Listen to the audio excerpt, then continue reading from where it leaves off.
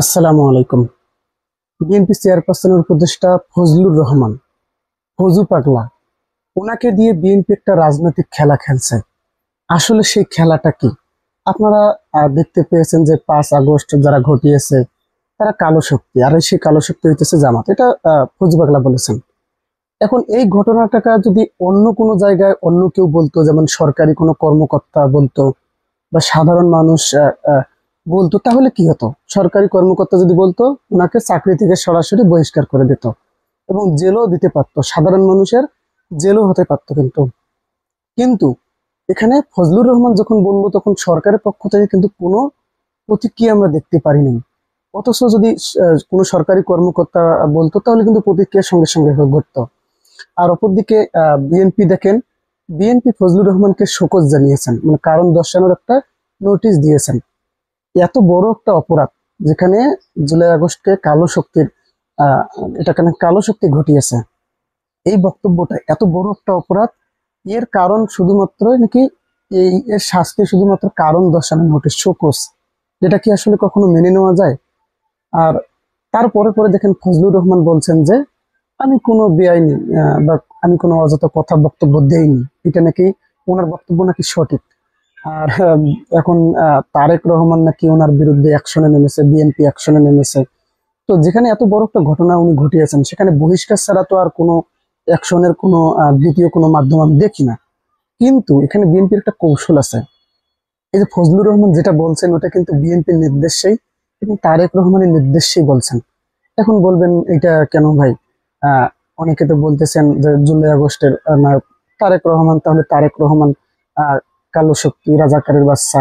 তাহলে খামুখা বিএনপি কেন ওনাকে দিয়ে এসব বলবেন? এর কিন্তু কয়েকটি কারণ আছে, আমি পরিষ্কার করি, আপনি বুঝবেন। দেখেন আপনি গতকাল দেখলেন রাজধানীতে আওয়ামী লীগ কিন্তু মিছিল করেছে, বিক্ষোভ মিছিল করেছে হঠাৎ করে। কেন করেছে? আর ওইখানে ইয়াটা কি ছিল, মুক্তি বাহিনী লেখা ছিল, ওই ব্যানারে কিন্তু তারা মিছিল করেছে। অথচ ফজলুর রহমান কিন্তু দেখেন 5 আগস্টকে মুক্তিযুদ্ধ নাকি পরাজিত হয়েছে এরকম বক্তব্য দেন। তারপরে পরে কিন্তু আওয়ামী লীগের নেতা কর্মীরা ওই ব্যানারে কিন্তু মিছিল করেছেন। এখানে আপনাকে বুঝতে হবে রাজনৈতিক বার্তাগুলো, রাজনৈতিক কৌশলগুলো বিএনপির। এটা বিএনপি ওনাকে দিয়ে বলাচ্ছেন যাতে আওয়ামী লীগকে দিয়ে জামাত এবং এনসিপি কে তারা ভয় দেখাতে পারে। আমি অনেকদিন থেকে বলে আসছি যে বিএনপি কখনোই চায় না যে ইসলামী শক্তি তাদের অপোজিটে থাকুক, মানে বিরোধী শক্তি হিসেবে থাকুক। তারা সরকারে গেলে ইসলামী শক্তি যে বিরোধী হবে, এটা বিএনপি কখনোই চায় না। এই জন্য কিন্তু আপনারা দেখেন যে বিএনপির বর্তমান বক্তব্য আওয়ামী লীগের মতো। রুমিন ফারহানা এবং ফজলুর রহমান আওয়ামী লীগের বি টিম, অনেকে এখন মনে করতেছেন না? এটা কিন্তু কাহিনী যে তারা আওয়ামী লীগকে বাঁচিয়ে রাখতে চায়, আওয়ামী লীগকে দিয়ে জামাত এবং এনসিপি কে ভয় দেখাতে চায়। আর দ্বিতীয় কারণ হচ্ছে তারা কখনোই চায় না বাংলাদেশ জামাত ইসলামী বিএনপির বিরুদ্ধে যাক বা বিএনপির বিরোধী শক্তি হোক, প্রধান বিরোধী দল হোক, এটা কখনোই তারা চায় না। এই জন্যই আপনারা লক্ষ্য করে দেখবেন তারা আওয়ামী লীগকে বাঁচিয়ে রাখতেছে। আওয়ামী লীগকে নিষিদ্ধও চায় নাই, নিষিদ্ধের আন্দোলনেও তারা ছিল না। আওয়ামী লীগ যে নির্বাচনে অংশগ্রহণ করবে না, এটাও তারা চায় না। নির্বাচনে তারা চায় আওয়ামী লীগ নির্বাচনে অংশগ্রহণ করুক। তার মানে ওই যে আসন ভাগাভাগি যে কিছুদিন আগে আমরা শুনলাম, এরকম একটা ঘটনা। এনসিপি কে বিরোধী দলে চায় কিন্তু জামাতকে চায় না। এজন্য এখন দেখেন, এখন যেটা লক্ষ্য করা যাচ্ছে, তারা আওয়ামী লীগকে আবারও ফিরিয়ে আনতে চাচ্ছে।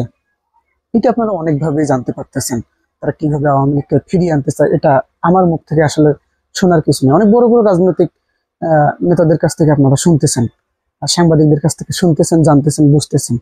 তো তারা আসলে এইভাবে ফজলুর রহমান ওই বক্তব্যের পর মুক্তিবাহিনী আহ ব্যানারে কিন্তু আওয়ামী লীগের নেতা কর্মীরা মিছিল করেছে, বিক্ষোভ মিছিল করেছে হঠাৎ। এটা আসলে সাধারণ কোনো কাকতালীয় ঘটনা নয়। বিএনপি ফজলুর রহমানকে দিয়ে আওয়ামী লীগকে আবার ফিরিয়ে আনতে চাচ্ছে। রুমিন ফারহানা কে দিয়ে আওয়ামী লীগকে আবার ফিরিয়ে আনতে চাচ্ছে। কেন আনতে চাচ্ছে? ওই যে তারা জামাতকে কখনো বিরোধী শক্তি হিসেবে চায় না, প্রধান বিরোধী দল হিসেবে চায় না। জামাত যদি প্রধান বিরোধী দল হয়, তাহলে বিএনপি অনেক বড় বিপদ আছে। তো এই জন্যই কিন্তু তাদের এটা প্ল্যান। আর দ্বিতীয়ত, এই যে বিষয়টা আছে যে জুলাই যে আন্দোলনটা ঘটেছে, এখানে বিএনপির মানে প্রথম সারিতে কিন্তু বিএনপির কোনো নেতাকর্মী ছিল না। তো তারা এখন 71 এবং 24-কে মুখোমুখি করাতে চায়, 24-কে মোছানোর জন্য। তারা 71 ইস্যু তুলে আনে বারবার, 71-71-এর জায়গায় 24-24-এর জায়গায়। কিন্তু হঠাৎ দেখবেন আপনারা বিএনপি 71-24 মুখোমুখি এরকম বক্তব্য দিতেছেন। এটা আসলে তাদের একটা কৌশল, যে জুলাইকে তারা ছাত্রদেরকে ঠেকাতে, এই যে এনসিপি নেতাকর্মীরা বিএনপির জন্য কিন্তু হুমকি, এদেরকে আসলে ঠেকাতে কি করতেছে তারা, এই 24টি কালো শক্তির বলতেছে। হাসনাত সার্জিসরা অভিনেতা ছিল, কালো শক্তি হইতেছে জামাত, শিবির, এরা। তো এদেরকে বিচার করার জন্য, এই যে নাশকতার অপরাধে বিচার করার জন্য, ভবিষ্যতে ফাঁসিতে ঝোলানোর জন্য কিন্তু ফজলুর রহমানকে ব্যবহার করতেছে বিএনপি।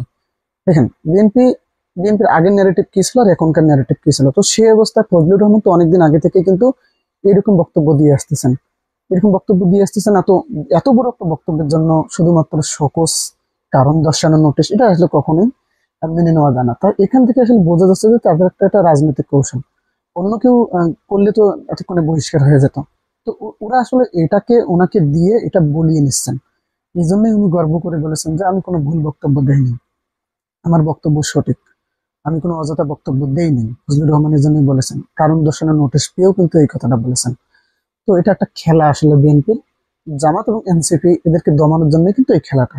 তারা আওয়ামী লীগকে ফিরিয়ে আনতে চায়, নির্বাচনে আনতে চায়, বাঁচিয়ে রাখতে চায় জামাত শিবির এবং এনসিপি কে ভয় দেখানোর জন্য। এই কৌশলে কিন্তু বিএনপি চলতেছেন। এবং তারেক রহমান আপনারা দেখতেছেন যে ওনাকে সন্দেহের চোখে দেখা হচ্ছে, এটা আসলে ভুল। কিন্তু অনেকদিন থেকে এরকম বক্তব্য দিয়ে আসতেছেন। আর এই যে কালো শক্তি বলা, জুলাই অভ্যুত্থানকে কালো শক্তি বলার অপরাধ শুধুমাত্র কারণ দর্শানোর নোটিশ হতে পারে না, এটা স্থায়ী বহিষ্কার হতে পারে। এটা আসলে ভাবার একটা বিষয়। তো বিএনপির এই ষড়যন্ত্র আসলে সফল হবে কি হবে না, আপনি কি মনে করছেন? অবশ্যই কমেন্ট করে জানাবেন। ধন্যবাদ। আসসালামু আলাইকুম।